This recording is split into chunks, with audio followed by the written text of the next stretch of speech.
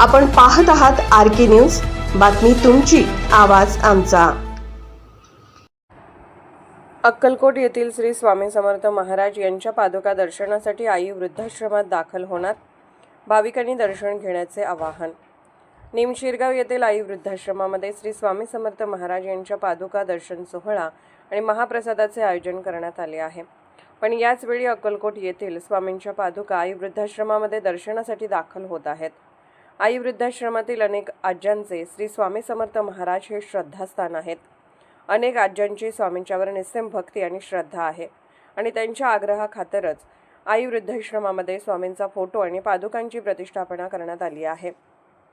आज्यांच्या भक्तीला आणि श्रद्धेला फळ मिळाले आणि थेट अक्कलकोट येथील स्वामींच्या पादुका दिनांक 16/4/2026 रोजी आई वृद्धाश्रमाच्या कार्यक्रमा दिवशीच वृद्धाश्रमात दर्शनासाठी दाखल होत आहेत।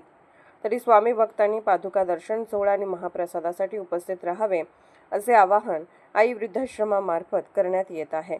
ठिकाण: आई वृद्धाश्रम, छत्रपती राजर्षी शाहू नगर, गट क्रमांक 491, निमशिरगाव, तालुका शिरोळ, जिल्हा कोल्हापूर। दिनांक 16/4/2026 रोजी 12 वाजल्यापासून 3 वाजेपर्यंत।